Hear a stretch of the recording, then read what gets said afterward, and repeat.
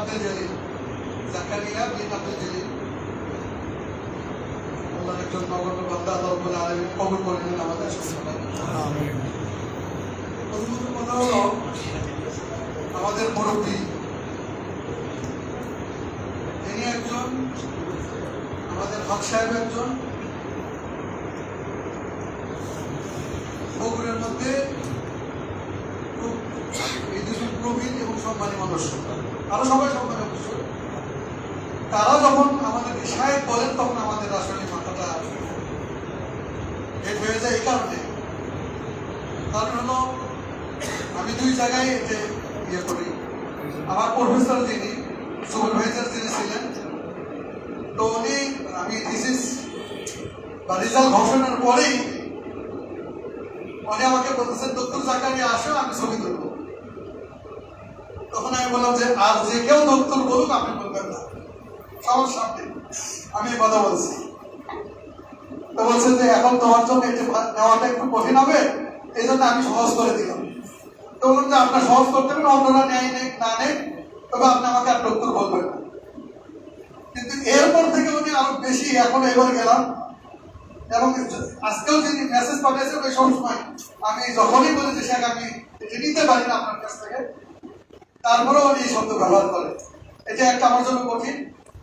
দুই নম্বর হলো আপনারা, আমি নিজেকে মনে করি যে আপনাদের এলাকার সন্তান, এজন্য অন্য অন্য জায়গায় খুতবার ক্ষেত্রে যেভাবে আমি বলি না, কিন্তু এই এলাকায় বা এই জায়গাগুলোতে খুতবা দিলে আপনদের সাথে যেভাবে প্রাণ খুলে কথা বলা যায় সেইভাবে বলার চেষ্টা করি, এবং সাহস থাকে, আবেগও থাকে এবং চাও থাকে। এই কারণে যে এটা আমার নিজেরই। তো সেই জায়গায় অন্তত মুরব্বীরা যারা আছেন তারা সাহেব বললে আমার জন্য অনেক কঠিন। আমার নাম জাকারিয়া, সেইভাবে বলবেন। এতে খুশি থাকবো, এতে কৃতজ্ঞ থাকবো, আর দোয়া করবেন, এটাই হলো বড় কথা।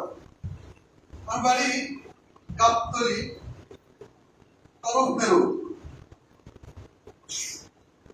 প্রবীণ যারা ছিলেন চিনবেন, সোনার পাড়া বলে, সোনার বাড়ি ছিলেন আর কি। আর হলো আরো যারা ছিলেন তরফ সাদ্দাস মাদ্রাসায় যারা পড়ছেন তারা বলেন যে বকুল ফুল আলাবাড়ি, সেই বকুল ফুল আলাবাড়ি ছিলেন আমি।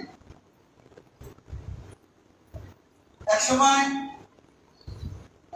পারিবারিক বা গোষ্ঠীগত ভাবে শুনছি যে নবাবদের সাথে সম্পর্ক ছিল, পরবর্তীতে সেটির অন্য পর্যায়ে আসে। আবারও চেষ্টা করতেছি পরিবার গোষ্ঠী সবাইকে আবার ধর্মীয় পথে যেন আগায় দিতে পারি, সেইভাবে চেষ্টা চালিয়ে যাচ্ছি। ফলে আমি মদিনাতে লেখাপড়া করছি, আমার দুই ভাই অলরেডি এখনো লেখাপড়া করতেছে, বিরল। সৌদি সরকার সাধারণত এক পরিবার থেকে নয়, বরং এক গ্রাম থেকেও, আগে একটা থানা ছিল, এক থানা থেকে একজন দিত, তার আগে ছিল একটা জেলা, এক জেলা থেকে একজন সুযোগ দিত। এরপরে নিয়ম করছে থানা। গ্রাম এখন পর্যন্ত হয়নি, এখন হয়েছে, গ্রাম এখন হয়েছে, কিন্তু পরিবার তাদের জানা মতে একই পরিবারের দেয়। উদ্দেশ্য তাদের বহনকে বিভিন্ন জায়গা থেকে নিলে উপকার হবে। তো আমি একমাত্র ব্যক্তি আলহামদুলিল্লাহ মদিনা বিশ্ববিদ্যালয়ে, আমি আমার আরো দুই ভাইকে আল্লাহ রাব্বুল আলামিন কবুল করছেন, তারা এখনো লেখাপড়া করতেছে। আরো যারা আছে চেষ্টা করে যাচ্ছি। কোরআনের আশীর্বাদে কাল আখরাবে রাসূলুল্লাহ সাল্লাল্লাহু আলাইহি ওয়াসাল্লাম ওহী পাওয়ার পরে শুরু করছিলেন দাওয়াতটা তার নিজের পরিবার থেকে। আমিও চেষ্টা করি ওইভাবেই যেন আল্লাহ তৌফিক দান করেন। যদিও মিশনটা অনেক কঠিন, কারণ একদিকে অর্থনৈতিক ব্যাপার, আর একদিকে লোভ লালসার ব্যাপার, আবার সাথে সাথে বাহিরের অনেক সময় অর্থ লগ্নি যারা, তারাও অনেক সময় চায় না যে ইসলামের পথে মানুষ আসুক, কারণ ইসলামের পথে আসলে হয়তোবা অনেকেরই ক্ষতি হয়ে যেতে পারে। তবে যেভাবে হোক না কেন, আমি আমার চেষ্টার ইনশাআল্লাহ ফল যদি ইখলাসের সাথে করে যাই, সেটা দুনিয়াতে পাবো, আখিরাতে পাবো ইনশাআল্লাহ। এরপরে আশেপাশে যারা আছে সেই ক্ষেত্রে চেষ্টা করে যাচ্ছি, আত্মীয় স্বজনের মধ্যে। লেখাপড়া জীবন প্রথমে শুরু করছিলাম আমি জয়ভোগা হেফজখানা থেকে। এরপরে চকধারায়, বগুড়া চকধারায় সদরের শেষ সীমানা থেকে পদ্মপাড়ার পরে চক বসায়, তারপরে পদ্মপাড়া, তারপরে হলো চকধারায়। এইখানে হলো আমার নানি বাড়ি, মন্ডল বাড়ি মসজিদের সাথে। এই এরিয়ার এবং যাত্রাবাড়ির মাদ্রাসা মদিনার সাথে লিয়াজ হওয়ার পরে, লিপিবদ্ধ হওয়ার পরে প্রথম যে ছাত্র মদিনায় যায় তিনি ছিলেন আমাদের এই বগুড়া চকধারায় শেখ মোহাম্মদ আব্দুল ওয়াহাব বিন সিদ্দিক হোসেন। উনি সম্পর্কে আমার আপন মামা, পরবর্তীতে আবার ডবল সম্পর্ক হয়, উনি আমার শ্বশুর হয়। উনি ডক্টর বানি স্যারের খুব স্নেহধন্য ছিলেন, ফলে উনি লেখাপড়া করে ফিরে আসার পরে মিরপুর দারুস সুন্নাহ, আজকে বাংলাদেশের সুনামধন্য যে মাদ্রাসাগুলো সেগুলোর মধ্যে একটি, এই মাদ্রাসার প্রতিষ্ঠাকালীন যে প্রিন্সিপাল এবং অনেকটাই অগ্রসর করে দিয়েছিলেন আমার মামা, সেই মাদ্রাসাতে আমি লেখাপড়া করি। এরপরে সেখান থেকে খুলনায় আমার মামার সাথেই যাই আরামাইনে, এখন সেই মাদ্রাসা মহাদারা খুলনাতে, এরপরে ঢাকা উত্তরাতে, এরপরে রাজশাহী ইউনিভার্সিটিতে, মাঝখানে দাখিল মেহেরপুর, কুষ্টিয়া মেহেরপুর। আলেম হলো আমাদের গ্রামের তলসত্তাস, গ্রামের পার্শ্ববর্তী দালাল বাজার, সেখানে। ফাজেল হলো কামারবন্ধ, সিরাজগঞ্জ। রাজশাহী ইউনিভার্সিটিতে ছিলাম আরবিতে। রাজশাহী ইউনিভার্সিটিতে থাকা অবস্থায় সেখানে স্কলারশিপ পেয়ে যায়, যদিও অনেক স্যারেরই পরামর্শ ছিল যে মদিনায় যেন না যায়। তাদের এরকম পরামর্শ ছিল যে হয়তো 4 থেকে 5 বছর রাজশাহী ইউনিভার্সিটিতে লেখাপড়া করলে শিক্ষক হয়ে যাব, কিন্তু মদিনায় গেলে সেই শিক্ষকতার যে বিশ্ববিদ্যালয়ের সুযোগ সেটা হারিয়ে ফেলবো, এরকম তাদের যুক্তি ছিল কারো কারো। তো সেটাকে উপেক্ষা করে মদিনায় যাই। আলহামদুলিল্লাহ মদিনায় দাওয়া ডিপার্টমেন্টে সেখানে লেখাপড়া করি সফলতার সাথে। বাংলাদেশের আমরা একই গেতেছিলাম 4 জন, বিশেষ করে 5 জন। তার মধ্যে প্রথম সিরিয়ালে ছিলাম আমরা 4 জন। সেই 4 জনের মধ্যে আমরা 3 জনই ডক্টর। আমাদের ডক্টর কাউসার ইরশাদ, ডক্টর মোহাম্মদ কাউসার ইরশাদ আকীদার উপরে ডক্টর। আমার বন্ধু আব্দুল বাসির নওগাঁর, উনিও দাওয়া ডিপার্টমেন্টের উপরে, দাওয়ার উপরে ডক্টর। আপনাদের সামনে যে কথা বলতেছে সে সিরাতে নববীর উপরে, দাওয়াতের উপরে আরো আছেন, আকীদার উপরে ডক্টর কাউসারের আগে আমাদের ডক্টর আবু বকর জাকারিয়া, যিনি আগে হানাফি ছিলেন, জামাত ইসলাম ছিলেন, পরবর্তীতে আলহামদুলিল্লাহ সালাফি চিন্তাধারায় আসছেন। একই অবস্থা আমাদের ডক্টর সাইফুল্লাহ আফ্রিকার উপরে, ডক্টর মুজাহিদ। তো ডক্টর কাউসার হলো আহলুল হাদিস ঘরের সন্তান, আব্দুল বাসির আহলুল হাদিস ঘরের সন্তান। সেদিক থেকে সালাফি চিন্তাধারায় মৌলিকভাবে আমরা 3 জন একই সাথে একই ক্লাস থেকে আমরা চান্স পাই তিনটা ডিপার্টমেন্টে। আমার ডিপার্টমেন্টে এখন পর্যন্ত আমার জানার মধ্যে সিরাতের উপরে, যেটা মদিনা থেকে বলা হয়েছে, সিরাতের উপরে মদিনা থেকে এখন পর্যন্ত আসতেছে একজন ভারত দিয়ে পাকিস্তানে সিরাতের উপরে, বাংলাদেশ ভারত পাকিস্তানে সিরাতের উপরে, আর মদিনা থেকে এই পর্যন্ত ডক্টরেট থিসিস কেউ করেন। আল্লাহ সুযোগ দিচ্ছে, এখন পর্যন্ত একক হিসেবে আছি। আমাদের ইন্ডিয়ার এক ভাই আছেন হাসিব ভাই, হাসিবুর রহমান, উনি সম্ভবত সিরাতে অচিরেই তাহলে ভারতের একজন হবে। 18 বছর ছিলাম মদিনাতে, দায়িত্ব পালন করছি ধর্মীয় পুলিশ হিসেবে,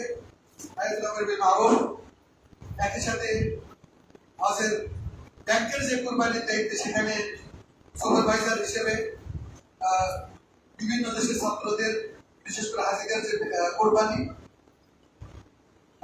আইডিবি ব্যাংকের সেখানে দায়িত্বে থাকি প্রত্যেকবারে। আল্লাহ প্রায় 15 বার এই দায়িত্ব পালন করার সুযোগ দিয়েছে।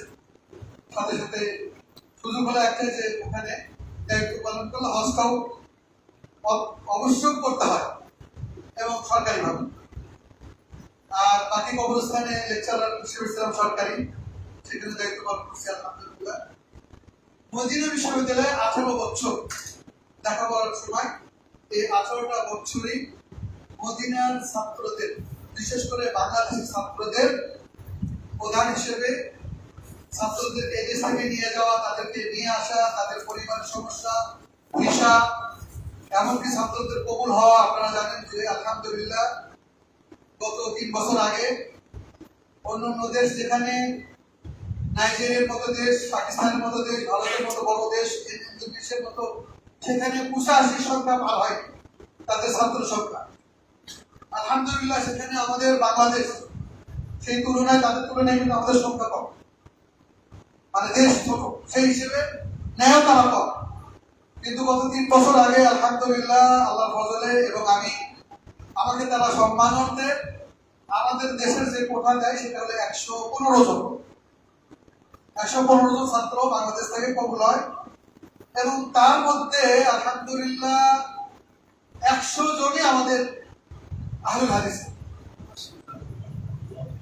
এবং এতে আপনাদের হয়তো শুনতে আশ্চর্য লাগবে, 100 জন আহলুল হাদিসের প্রতিষ্ঠানটা কানাতে হবে। আমরা যে বছর যাই সেই বছর 16 জনের মধ্যে, 16 জন যাই আমরা, 16 জনের মধ্যে আমরা 6 জন হলো আহলুল হাদিস, বাকি থাকবে কয়জন? 10 জন আনা। এরপরের বছর 36 জন যায়, 36 জনের মধ্যে 11 জন হলো আহলে হাদিস, বাকি সংখ্যা হলো হানাফি। তো এখন যেটা হচ্ছে আলহামদুলিল্লাহ আল্লাহ রাসূলের বাড়িতে সেই সংখ্যাকে বিভিন্নভাবে এগুলো অনেক সময় সবার ক্ষেত্রে সব সামনে বলাও যায় না, বিভিন্নভাবে বুঝায় আলহামদুলিল্লাহ সেই সংখ্যাকে উল্টা বানাইছে। আলহামদুলিল্লাহ আল্লাহ তৌফিক দান করছে। এখন আমাদের শুধুমাত্র জমিয়তের অধীনে পরিচালিত মাদ্রাসার ছাত্র সংখ্যা প্রায় 300-র উপরে। আপনারা জানেন যে প্রায় এখন ছাত্র পড়তেছে 400-র উপরে মদিনা, বাংলাদেশি ছাত্র, এবং লেখাপড়া করে আসছে এই পর্যন্ত 1003 জন। এবং সেই সংখ্যার মধ্যেও যদি আমরা এখন পর্যন্ত জেলা হিসাব করি, জেলার সংখ্যা অনুপাতে আমাদের মদিনাতেই, সৌদি আরবে বগুড়াতে সবচেয়ে বড় সংখ্যা হলো মদিনা থেকে লেখাপড়া করে আসে। আপনারা আলহামদুলিল্লাহ বলেন। আলহামদুলিল্লাহ। কিন্তু আমি এটাকে হতাশার দেখি, কেন দেখি সেটার দিকে যাচ্ছি। এই মদিনার এই 60-এর অধিক ছাত্র লেখাপড়া করে আসছে। কয়জন আজকে মসজিদে, কয়টা মসজিদে আজকে খুতবা দিচ্ছে মদিনার যারা লেখাপড়া করে আসছে? আপনারা জানেন? আমার জানার মধ্যে আমি একাই আজকে খুতবা দিচ্ছি। তার মানে কি অন্যরা নাই? আছে। তাহলে অন্যরা কেন খুতবা দিচ্ছে না? এই উত্তর আপনাদেরই জানা, আপনাদের থেকে নিবার। আপনারা জানেন না এই উত্তর?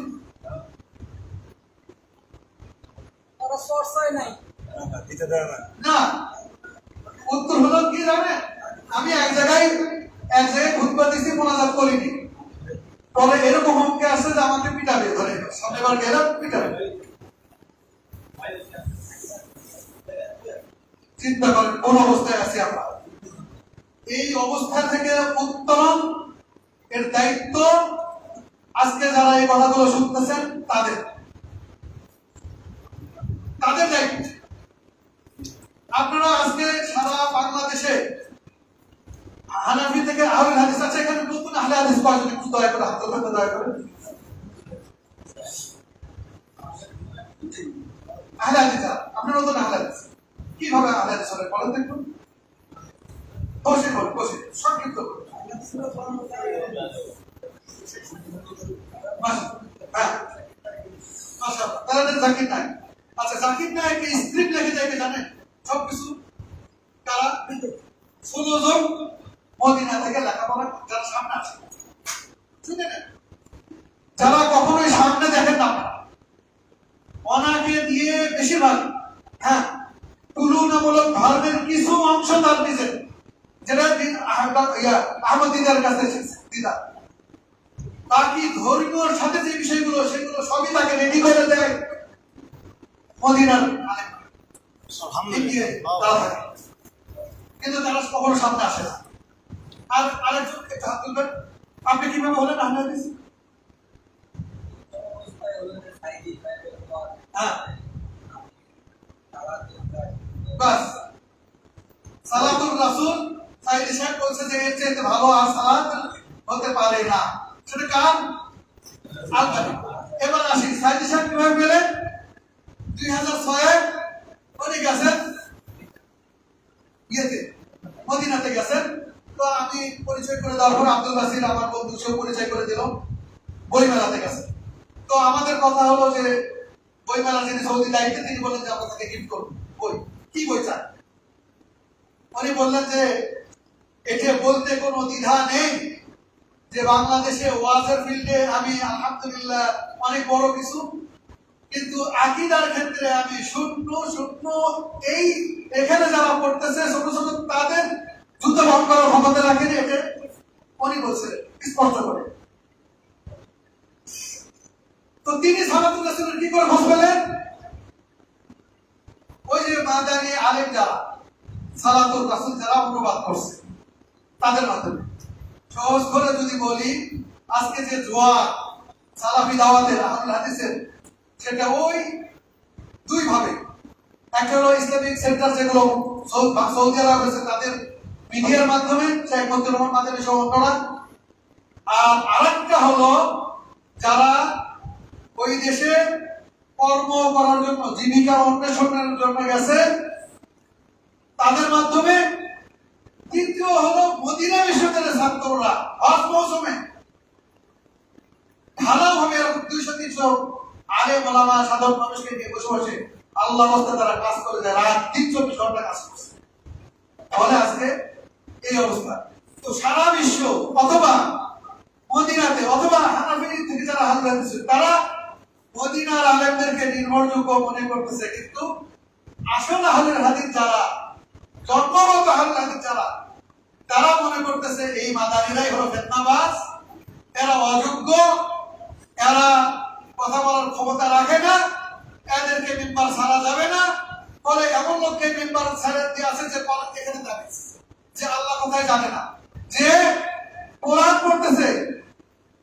ডক্টর আব্দুল্লাহ ফারুক সালামি তাকে ধমক দিয়ে বলছে যে আপনার লজ্জা করেন, আহলে হাদিস দাবি করেন, আবার হাফেজ দাবি করতেছেন, অথচ আপনার কোরআন বলা এত নোংরা হবে কেন? নোংরা শব্দটা বলবো না, এরকম হবে কেন? কোরআন বলাটা এরকম ইয়ে হবে কেন, মানে অশুদ্ধ হবে কেন? এইভাবে ধমক দিচ্ছিলেন সবার সামনে। তো আমাদের বগুড়ার প্রায় এই একটা অবস্থা আছে, কোরআন পড়াটা শুদ্ধ নয়। এবং এমন ভুল আমার ছেলে গতবার 9 বছর বয়স বলছে, বাবা ঈদের সালাত আদায় করার পরে বলতেছে, বাবা উনি ইমাম সাহেব যেভাবে কোরআন পড়ছে তাতে আমাদের কারো সালাত হয়। আমার ছেলে 9 বছর বয়স, সে বলতেছে ঈদগাহ থেকে বাসাইছে, কিন্তু আক্ষেপ কোথায়? ওই যে আলিয়ার কর্মীদেরকে আল্লাহ বলতেছি মদিনায় বসার সাহস পায় না। সেই রাজশাহী থেকে আসে আমার রুমমেটের দুলা ভাই, জীবনে ধর্ম নিয়ে কোনোদিন কথা বলার সাহস পায় না, আমার রুমে থাকছে। এরপরে এখান থেকে যায়, চুপ করে চলে যায়। সম্মান করি, ধর্ম নিয়ে কখনো কথা বলার সাহস পায় না। তারা আমাদের মনে করে এবং তারা আমাদের পিছনে সালাত আদায় করাটাকে তারা শুধুমাত্র মোনাজাতের দোহাই দিয়ে অশুদ্ধ মনে করে। এই বিচার কার উপরে আলো করেছে?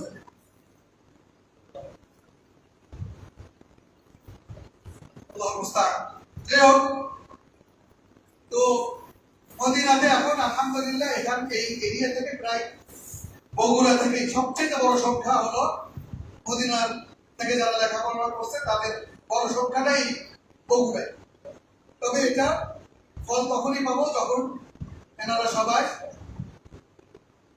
দাওয়াতি কাজে সুযোগ পাবে। আমার মনে হয় সাইফুল ইসলাম খান উনি আলহামদুলিল্লাহ ফিল্ডে আছেন, শত কষ্ট করেও কাজ করে যাচ্ছেন। জি, উনি কাজ করে যাচ্ছেন। বাকিরা কেউ উনি ওনার মতো করে হয়তো বা কিছুটা সুযোগ করে নিছেন। তারপরেও ওনার ধন্যবাদ জানাই আমার সাহসে। তারপরেও তো তাকে বিভিন্ন ভাবে সমস্যায় করতে হয়। যাই হোক, তো আচ্ছা মাশাআল্লাহ। তো সেই হিসেবে একজনে আমরা পাচ্ছি বগুড়াতে, যে তাও নিজের ইয়েতে। তো সেই হিসেবে আপনাদের দরকার এই যারা প্রবীণ, যারা নবীন, যারা দেশে আসতে চায় না, এলাকায় আসতে চায় না, তাদেরকে নিয়ে আসা এবং তাদেরকে দিয়ে শোনেন। আপনারা মাদানী আলেমদের মদিনা এলেমের বরকত আলাদা। তাদেরকে দিয়ে আপনি অন্তত আর কোনো কিছু না পেলেও যতটুকু পাবেন সেটা ইনশাআল্লাহ শুদ্ধ পাবেন, বিশুদ্ধ পাবেন, ভেন্দায় কমাতেন পাবেন। এই আস্থাটুকু রাখেন। হ্যাঁ, হয়তো বা অন্যের মতো করে মশলা দিয়ে অন্যভাবে তুলে ধরতে পারে না, অথবা বলতে পারে না, অথবা সেইভাবে তার জবানের স্পৃহা নেই, কিন্তু মূল যেটা তার কাছ থেকে যে জিনিসটা পাওয়ার সেটা যদি আপনি খেয়াল করেন, সেটা এমন কিছু পাবেন যেটা অন্য কারোর কাছে। আপনাদের সেই ভাইরাল ভাইদের কাছেও নেই যেটা একজন মাদানী আলেমের কাছে আছে। বিশ্বাস না হয় আপনি একটু লেখাপড়া করে প্রশ্ন করে দেখেন, তাদেরকে দেখবেন যে অনেক পার্থক্য। শাওয়ালের রোজা নিয়ে মাদানী আলেমদের ফতোয়া দেখেন, আর গায়রে মাদানী ভাইরাল আলেমদের ফতোয়া দেখেন, আকাশ পাতাল পার্থক্য। এবং জনগণকে রীতিমতো ভয়ের মধ্যে ফেলা যায়। একজন লোকের যদি 18টা রোজা কোনো কারণে, বৈধ কারণে কাজা হয়, এবং এই গরমে যদি আপনি বলেন এইভাবে যে অবশ্যই কাজা রোজা করতে হবে, তারপরে ওই 6টা রোজা করতে হবে, না হলে হবে না এইবার ভাষা যদি ব্যবহার করেন, তাহলে এই গরমের মধ্যে মুরব্বী মানুষ 18 আর 6টা কয়টা? 24টা রোজা সে কখন কিভাবে রাখবে? বলেন কিভাবে রাখবে? ফিকি মাসালাতে যেগুলোতে আলেমরা মত দিচ্ছেন, দুই মতই আছে, আপনি আপনারটা ভালো করে তুলে ধরেন। আমরা সবাই চাই যে ফরজটা আগে, তারপরে নফল। কিন্তু কারোর পক্ষে যদি সম্ভব না হয়, তাকে কথা বলতে পারেন না যে আপনি পরবর্তীতে নফল ওই রাখলে আর হবে না, অথবা সওয়ালে গিয়ে কাজা যদি পরে করেন কোনো লাভ হবে না। এ ধরনের কথা আমরা বলতে পারি ফিকা মাসালাতে। এই ক্ষেত্রে মাদানী আলেমদের মধ্যে আর গায়রে মাদানীর মধ্যে পার্থক্য আপনি খেয়াল করুন। এই ক্ষেত্রে যে বিষয়ে গুরুত্ব দেওয়া দরকার ছিল সেই বিষয়ে গুরুত্ব নেই, আর যে বিষয়গুলো গুরুত্ব অতটা না সেই বিষয়ে গুরুত্ব দিন। মাঝখানে ভাইরাল হয়ে যাচ্ছে, জায়গা দখল করতেছে, মানুষকে বিভ্রান্ত করছে। সালাম আলাইকুম। জি, এখন আমার পরিকল্পনা একটু পরে বলি, দেখে আপনাদের ক্লাসটা করতে পারি। যাই হোক, আমি করবো তো, আপনি অনুমতি দিলেন। জি, কারণ মুরব্বী হলো অনেক, আপনার না আমি যখন যে কোনো জায়গায় যাবো বা সাহেবিদ্যাল হলো যারা তারা নেবে, নেওয়ার পর তারা যদি মনে করে এই প্রশ্ন দেওয়া দরকার তাহলে দেবে, এরপর আমরা তাদের অনুমতি নিয়ে বললাম।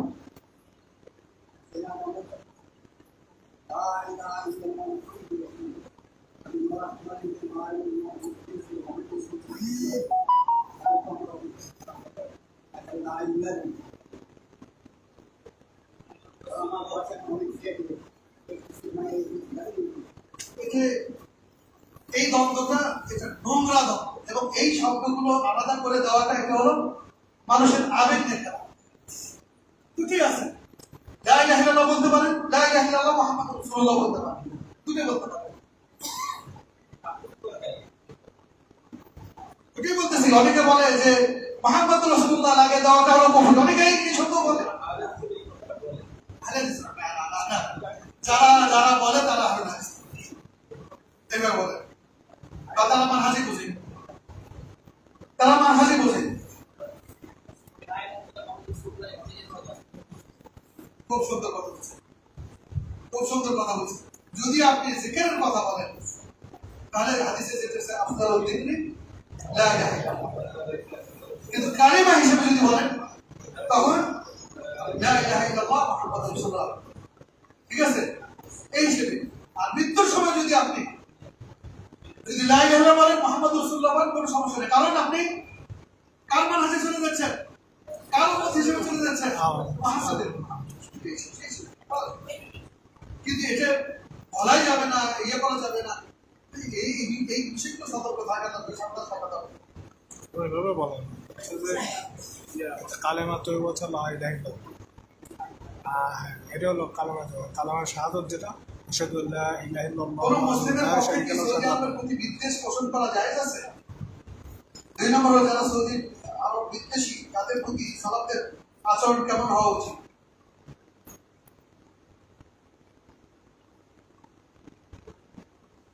সবচেয়ে বড় কথা হলো ওয়ালা ওয়াল বারা। আমরা এই অধ্যায়টা আমাদের মধ্যে অনেকের মধ্যে বা সালাফেরা বুঝিও আল ওয়ালা ওয়াল বারা, বন্ধুত্ব হলো আপনার সাথে কতটুকু দিন আছে, সেই দিন অনুযায়ী আপনার সাথে আমার বন্ধুত্ব হবে। একই সাথে আপনার থেকে দূরত্ব কতটুকু হবে, যতটুকু আপনার ভিতরে দিনের কমতি আছে। সেই দিক থেকে যদি আমরা ইনসাফ করি তাহলে দেশ হিসেবে কাকে আগে রাখবেন? আফগানিস্তান, খুব সুন্দর, আফগানিস্তান আসছে প্রশ্ন, আফগানিস্তান। হ্যাঁ, আর আল্লাহ রসুলের দেশ সৌদি আরব। আফগানিস্তান আর কোনো দেশ আছে? আফগানিস্তান ছাড়া রসুলের দেশ সৌদি আরব। আবেগ দিয়ে কথা বলবেন না, ভালো করে বুঝে শুনে কেউ কথা বলবেন। আবেগ, আফগানিস্তান যিনি বলছেন উনি বুঝে বলছেন, কি কারণে ব্যাখ্যা দেবেন? যিনি আফগানিস্তান বলছেন নাকি আমি দেবো?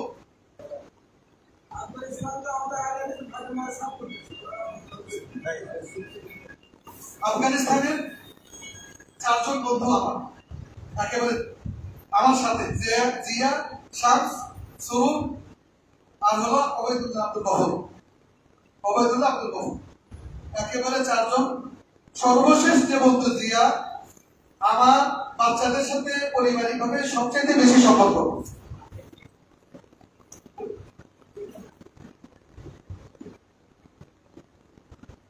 উল্টা হলো, উল্টা হলো, উল্টা।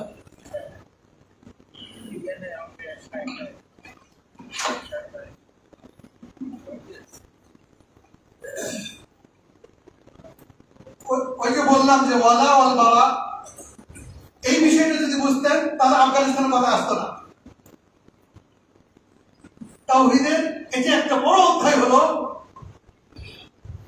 যে যার ভিতরে যতটুকু আমল আছে, কোন আমল? হ্যাঁ, বেশি আমল না খালেস আমল? লিয়াবলুয়াকুম আইয়ুকুম আকসারু আমালা, উত্তম হ্যাঁ তাই না? আহসানু আমালা, উত্তম। ভালো করে খেয়াল করেন, একটা হলো আকসারু আমালা, আহসানু আমালা। একটা হলো অনেক আমল আমাদের মা বোনেরা করে, সারা রাত দোয়া করতেছে, ইয়ে করতেছে, কিন্তু একটাও সুন্নাত মোতাবেক না। ওই আমলগুলো কিয়ামতের মাঠে তার জন্য আরো বিপদ হয়ে আসবে। এই জন্য আল্লাহ রাব্বুল আলামিন সূরা মুলকে বলতেছেন যে কম আমল হোক কিন্তু সেটা যেন শুদ্ধ হয়। উত্তম। হ্যাঁ, এইবার এই আয়াতের ভিত্তিতে আফগানিস্তানি ভাইদের অবস্থা যদি আমরা দেখি, আবেগ নয়, বাস্তব জেনে বলতে হবে। আমার 4 জন বন্ধু যারা একেবারে অনার্স, মাস্টার্স, এমফিল, পিএইচডি পর্যন্ত আমার সাথে সাথে আমার বাসা, আমরা সরকারি যে বাসায় থাকতাম, 3 তলাতে যখন থাকতাম তখন একই সাথে, 4 তলাতে একজন গেল, ও গেল একই সাথে, পাশাপাশি বাসা চেঞ্জ করে দিয়েছে। এবং একই সাবজেক্টে একই ইয়ার অধীনে, একই সুপারভাইজারের অধীনে আমরা গেছি। তো তার সাথে বিভিন্ন ব্যাপারে কথা হলো। মদিনায় যারা পড়ছে